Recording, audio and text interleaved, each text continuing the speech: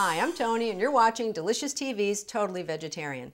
On today's show, I'm making a creamy, dreamy, and delicious vegan basmati rice pudding. And what I did when I developed this recipe is I just decided to change out and try some different grains, and I thought the basmati worked out the best. So what I've done is I've filled up a pot about this size, about a 3 to 5 quart pot with 1.5 cups of water. I'm going to sprinkle in the rice, and what we're going to do is sort of par cook the rice before we go ahead and put in all our other ingredients. Okay, just give it a stir so that you can combine it with the water and then bring it up to a boil. And then let it simmer just for about 8 or 9 minutes. We don't really want to cook the rice, we just want to get a little bit tender so that it absorbs all these other flavors that we're going to put into it after.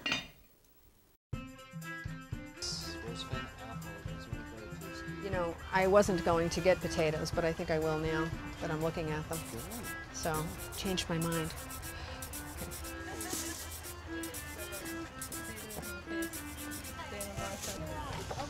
You know, one of the best things about a farmer's market is you're getting the food straight from the farm right to the market. It's not being transported across the country from heaven knows where.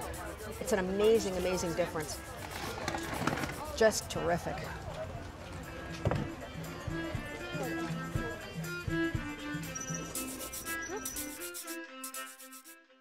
It's been about 8 or 9 minutes, and most of the water, as you can see, is absorbed.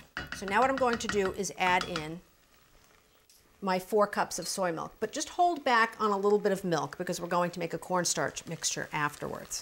So I say that I'm going to put in about 3.5 cups. I'm just going to keep a little bit back. Let's see, 1/2 cup. Okay, perfect. Okay. Stir this up.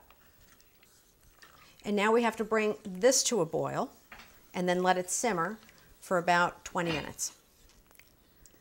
My rice and my milk has just come to a low boil. Now I'm going to add 1/2 cup of organic sugar. Just blend that in and let it continue to simmer. Keep your eye on it though, because this can stick and burn.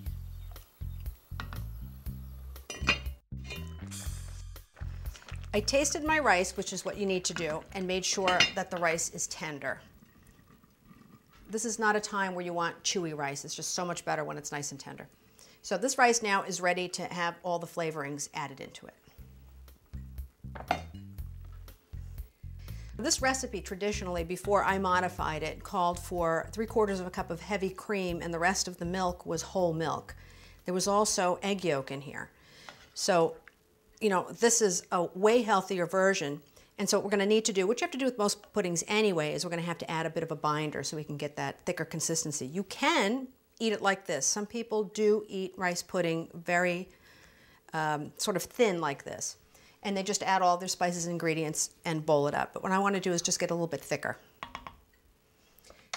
So I'm going to take 1/2 cup of soy milk, and I've got about a good, I'd say it's a good heaping tablespoon of cornstarch. And what I'm going to do is dissolve that in the soy milk.